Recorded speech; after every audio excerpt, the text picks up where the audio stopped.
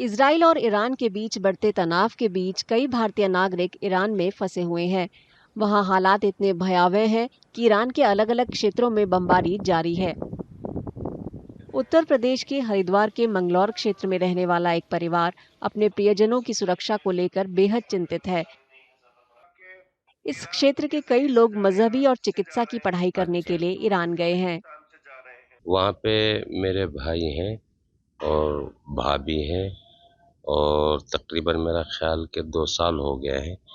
वहाँ पे जो है वो पढ़ने के लिए गए हुए हैं, इल्म हासिल करने के लिए गए हुए हैं। और वैसे तो उनसे मेरी बात हुई थी, वो कह रहे थे कि कोई दिक्कत नहीं है, लेकिन फिर भी यह है कि इजराइल जो है वो हमले कर रहा है। तेहरान में हमला किया है, इस्फहान में हमला किया है और ईरान इजराइल का कुछ पता नहीं है कि वो किस वक्त कहाँ पर हमला कर दे। तो जाहिर सी बात है कि दिल परेशान रहता है, वैसे तो कोई बात नहीं है। मेरी भांजी है जो 2 साल से गई हुई है। और जो मेरे जिठोते हैं वो कई साल से गए हुए हैं। और मेरे भाई हैं जो 20 साल से गए हुए हैं पढ़ने के लिए वहाँ पे। और मेरे देवर हैं जो वहाँ पे, उनके बच्चे भी हैं, वो पढ़ाई कर रहे हैं, वो खुद भी बच्चे भी पढ़ाई कर रहे हैं। और मेरा बहुत परिवार है जो मेरे मायके की तरफ के हैं, वो बहुत लोग हैं। उधर मेरे चचा के लड़के कई हैं वहाँ पे, वो वहीं पे रह रहे हैं। ईरान के खराब हालात के बीच कुछ परिवारों का दावा है कि अब वे ईरान में फंसे अपने प्रियजनों से संपर्क में नहीं हैं। ईरान में मेरी बहन है और उसको तकरीबन 2 साल हो गए गए हुए। और उनकी उनसे कल बात हुई थी हमारी, शाम तकरीबन 6 बजे। उसके बाद कोई बात नहीं हुई और कल से अब तक उनका नेट बंद आ रहा। मेरे भाई सलमान सबसे बड़े भाई मेरे ईरान में हैं। लगभग 10 साल से वहाँ पे वो रह रहे हैं और एज ए स्टूडेंट वो वहाँ पे स्टडी करते हैं, इस्लामिक स्टडीज़। मेरी लास्ट टाइम बात कल हुई थी, कल आफ्टरनून में। उसके बाद मेरी कोई बात नहीं हुई वहीं से। वहाँ इंटरनेट और सब चीज़ जो है वो सेंसर्ड हो चुका है। वहाँ पे व्हाट्सएप और Telegram, everything is banned there now. स्थानीय प्रतिनिधियों ने लोगों को भरोसा दिया है कि वे भारत सरकार के संपर्क में हैं और उनसे परिजनों को सुरक्षित घर लाने की अपील की है। लगभग 35-36 के लगभग लोग हैं जो वहाँ फंसे हुए हैं। तो हम सब लोग उनकी वो वहाँ खैरियत से हों, अपने घर आएँ। सरकार से हमारी रिक्वेस्ट है, मैंने चिट्ठी लिखी है प्रधानमंत्री जी को, मुख्यमंत्री जी को, उत्तराखंड के चीफ सेक्रेटरी को, कि इन लोगों के घर लाने की सुरक्षित सकुशल ये लोग वापस आएँ, इनकी व्यवस्था सरकार करे। उत्तर प्रदेश के प्रयागराज जिले के दरियाबाद क्षेत्र के रहने वाले एक परिवार के 10 सदस्य वहां चल रहे तनाव की वजह से फंसे हुए हैं। ये सभी 20 मई को 24 दिनों की तीर्थ यात्रा के लिए निकले थे और 13 जून को भारत लौटने वाले थे। हमारे फैमिली से 10 लोग गए थे, जिसमें मेरी मदर है, मेरी नानी है, मेरे अंकल हैं, आंटी हैं, मेरी मामी हैं, 2 मामियाँ गई हुई हैं। और ये लोग 20 मई को यहाँ से काफ़िला गया था ईरान के लिए, इराक़ के लिए। तो ये लोग 20 तारीख को गए थे। दिल्ली से फ़्लाइट थी इन लोगों की। तो इन लोगों का 24 डेज़ का टूर था, जिसमें ये लोग पहले इराक़ गए थे, देन इराक़ से ये लोग ईरान आए थे। और 13 तारीख को उन लोग की वापसी की फ़्लाइट थी, बट 13 तारीख की ही मॉर्निंग में अटैक हुआ। उसके बाद से सभी लोग कुंभ में स्टक है। मतलब एग्जैक्ट इन्फॉर्मेशन नहीं आ रही कि आपको कब हम इवैक्यूएट कराएंगे या आपको कोई हेल्प की ज़रूरत है, बट इतना ही मैसेज आ रहा है कि आप लोग जहाँ हैं वहाँ रहिए और हम लोग कुछ करेंगे। उनके परिजनों ने सरकार से सभी 10 लोगों को सुरक्षित भारत लाने की अपील की है। अब तो वहाँ दिक्कतें बहुत होने लगी, रहने की, खाने की सारी दिक्कतें हैं।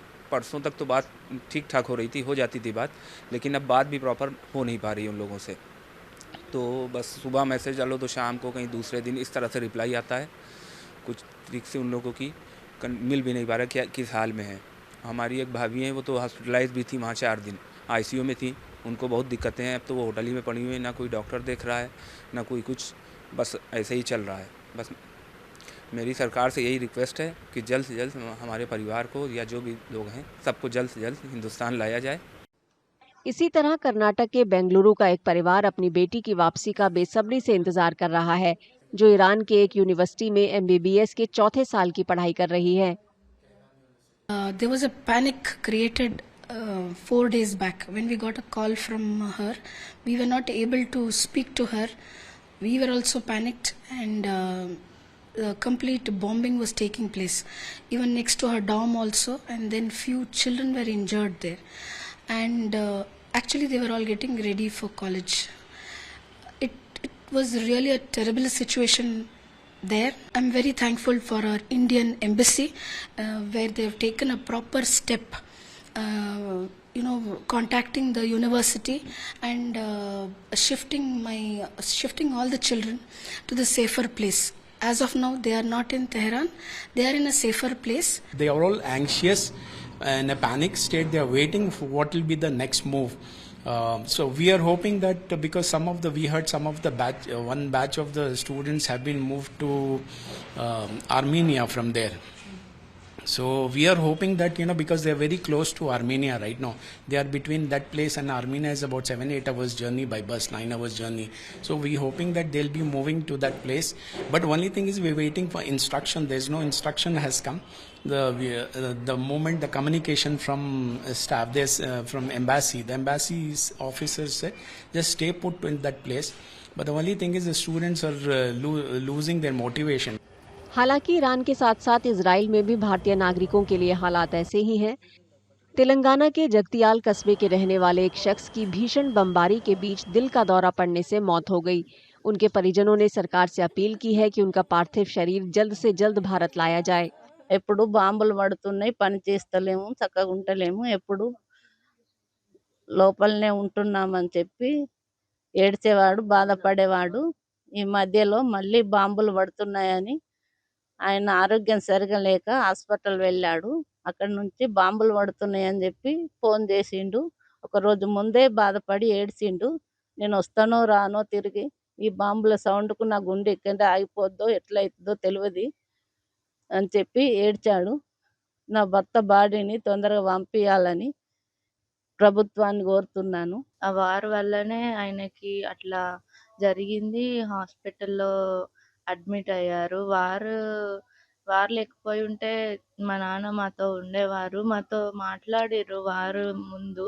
వార్ స్టార్ట్ అయినాక కూడా మాట్లాడిర్రు.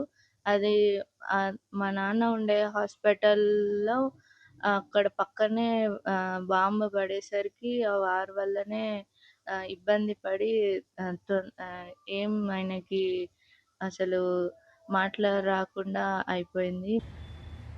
भारत में ईरान के उपराजदूत ने बुधवार को कहा कि उनका देश सभी भारतीय नागरिकों की सुरक्षित निकासी के लिए भारतीय दूतावास के साथ मिलकर काम कर रहा है। Unfortunately, they actually targeted a dormitory of the Kashmiri students in Tehran, and some of them were actually injured. But we tried to protect all of these foreign nationals.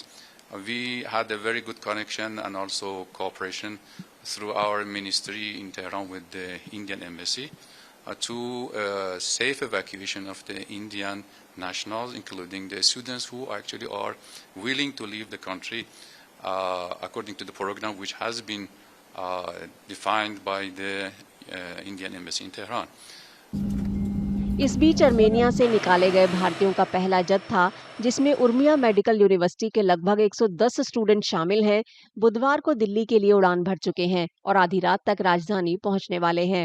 In 110 student में 90 कश्मीरी हैं।